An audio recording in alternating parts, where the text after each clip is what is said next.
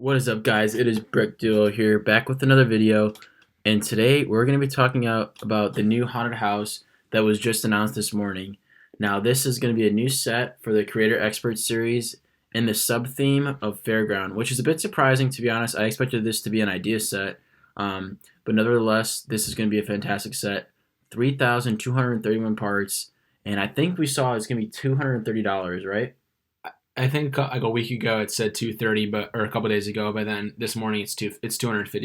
250. Still, I think a great deal, honestly, price per piece. You're going to get 9 minifigures with this. They're pretty standard minifigures, but at the same time, with these Creator Expert series, and especially with the Fairground series, you kind of have to expect pretty normal figures because they're supposed to just be sort of pedestrians at the park. So, yeah, still pretty cool. You get two ghosts as well. Now, the big thing about this set that we need to talk about is sort of the Tower of Terror aspect they have to this. They're gonna have an elevator shaft that goes up and down, which is sort of the fairground amusement park aspect of this set. And you're gonna be able to attach a motor to this set in order for it to go. And we actually have not really seen any videos of that happening or showing how that works. And I'm pretty curious about how it's gonna drop the elevator, how fast, and how it's gonna bring it back up. So, K-Bricks, you have any thoughts on that? Yeah, so actually there was a video that dropped a little bit later tonight, and it was the typical Lego designers going through it, and yeah, it works like you kind of would expect. It basically uses a chain lift mechanism. The chain's visible on the back side of the house, and then when it gets to the top, that top door on the front side opens up, and you can see the people inside the elevator, and then it go ahead and it drops. And the only part I was having trouble seeing in the video, which really interests me, is it gonna like slam at the bottom?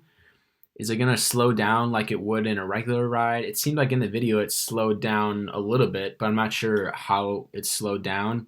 So that's gonna be one of those things that when the set comes out and I start to see some people's reviews, or not even the reviews, maybe just like the instructions. When I see the instructions, I'll be able to be able to understand that a little bit better. But that's really the most interesting part to me is the drop tower aspect. Honestly, if there wasn't the drop tower aspect, I probably wouldn't be super interested in it. Mm-hmm.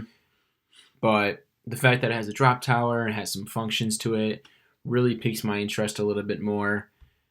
This is a lot different than the 2012 one. yeah, Yeah, 2012 Monster Fighters one. I mean, in my opinion, that's still a great haunted house. I actually like the color scheme on that one a bit more than this one, but obviously this one we get a much more polished interior. Sort of get that dollhouse style. And I think it looks great. You also got a lot of hints to a lot of older Lego themes like Lego Adventures, so also very cool.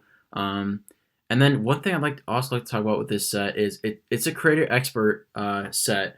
However, the branding on the box doesn't say anything about Creator Expert. Now, I'm pretty sure this means that they're going to be going away from this, I guess, branding. I would call it. We might even see a renaming of Creator Expert to something else, maybe something more adult themed or something along those lines. Because this is an 18 plus set.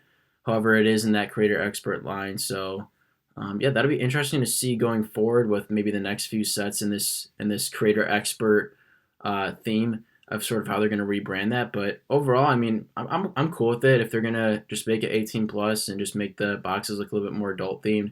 I don't think this box in particular looks very good. As we talked about before, the bust for the new Star Wars sets I think looked fantastic. So, This one, I'd like to see a little bit more with that. What about you? yeah, I agree with that. I didn't have a problem with the Creator Expert boxes, and the Creator Expert boxes didn't need to be anything special to me. Like, Mm-hmm.